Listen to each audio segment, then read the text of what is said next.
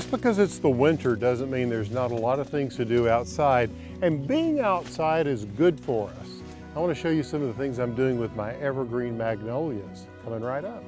Before we go any further, I'd like to thank our sponsors.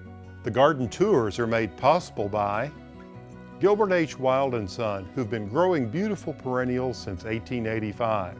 First Community Bank, whose heart is in the community, as well as Sunpatiens, SuperCal Petunias, and Dragon's Breath Celosia, and Crystal Bridges, Museum of American Art. Check out my website to learn more about the brands we love.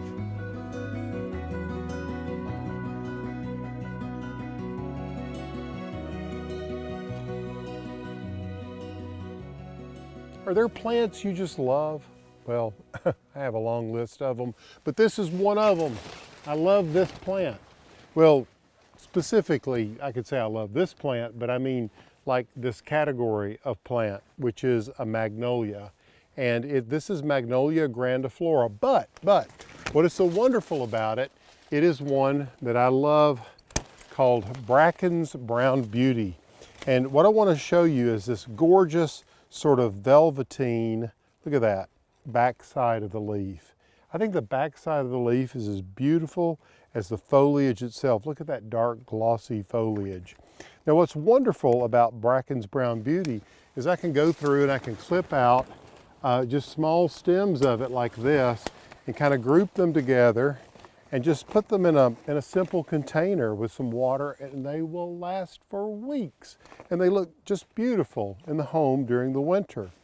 I don't use them so much in the summer because there's so many other things going on, and the fact that they have these really shiny, glossy leaves and then this contrasting texture on the back and color, which makes them a very, very fine plant indeed.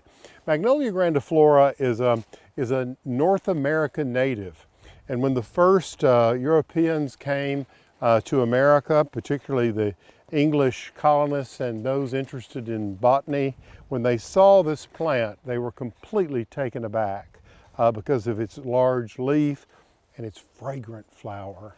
There's probably no flower more fragrant than a Magnolia Grandiflora in bloom. Sometimes just called southern magnolia because they do grow in the southern parts of the country.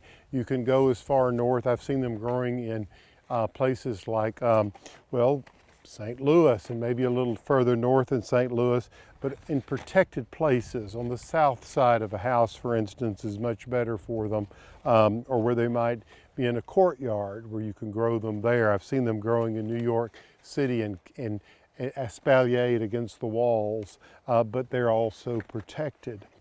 What's wonderful about this plant is that it's a big family and it comes in lots of different forms.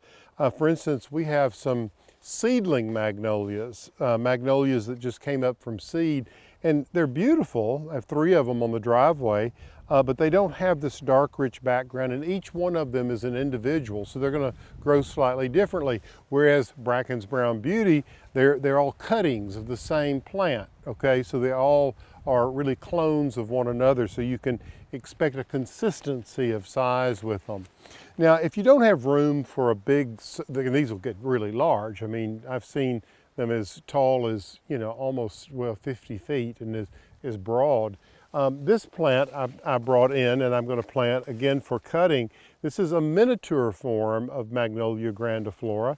You may have heard of it. This one's called Little Gem.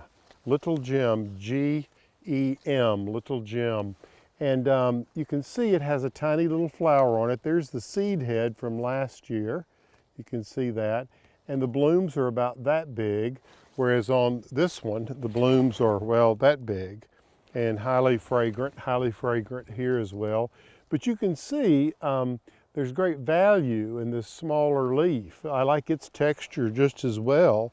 It's not as, the backside of the leaf isn't quite as strong as what we see with Bracken's Brown Beauty. But nonetheless, these are really quite wonderful plants. Now, as you can see, I've grown a whole bank of these here at Moss Mountain Farm. My idea eventually is to create a view through them, this hedge of these vast sort of green trees onto this pond, which will be a bit of a surprise. Just a little design idea that I'm playing with here. Sometimes these things take a while. I planted these magnolias 10 years ago, and they were very small, and you can see they've grown rapidly. The dark color in them is due to lots of organic manure, and also we tend to use, believe it or not, Epsom salts. Because that will help invigorate color as well as iron. And you can use a product called ironite and just some Epsom salts. And around trees this size, I might put maybe 6 cups or so around them, and it soaks into the soil, and it gives those elements and minerals that are important for establishing good solid color. Now, I mentioned that magnolias are very much a large family. So I want to walk over and touch on some of the deciduous magnolias. But before we do that, there is another native magnolia called Sweet Bay Magnolia that's very good for gardens. And it's very sweet, small blooms, and has a gorgeous sort of glaucous green or grayish color leaf to it that you should consider.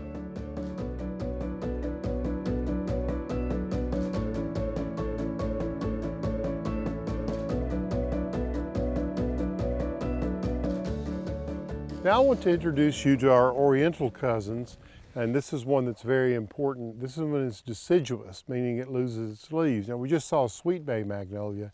It's considered semi-deciduous. It'll lose some leaves. But these completely lose their leaves. And these are sometimes called the Tulip Magnolias. Now if you've seen the ones that I've planted at the townhouse, that is Magnolia Soulangeana, the tulip tree. The blooms look like tulips. This special creature is one called Yellow Lantern. Most of these are pink, but many of them have been developed to bloom yellow, and this is one of them, Yellow Lantern. And I just planted Yellow Lantern a few years ago. The proximity of this one to the pond for its roots to reach water is really worth noting. These plants don't like to stand in water, but they like consistent moisture. So if I just walk 10 feet up the hill, I planted a third one, and it is a third the size because it's not getting the water in the summer. This one and this one, which are close to the pond's edge, get. The idea is that I want them to grow up, and I want to see those yellow flowers reflecting in the pool here. So whether you're interested in evergreen magnolias or some of these magnificent oriental types that lose their leaves, magnolias are a fascinating family of plants to get to know. Well, I want to thank you for indulging me to dive into plants that I really love. You can sense my passion, I think, for magnolias. If you like what you've seen, like the video, and I'd love for you to become a subscriber of my channel. And remember, every Friday I send out a newsletter. Just go to pallensmith.com and sign up, and let's stay in touch.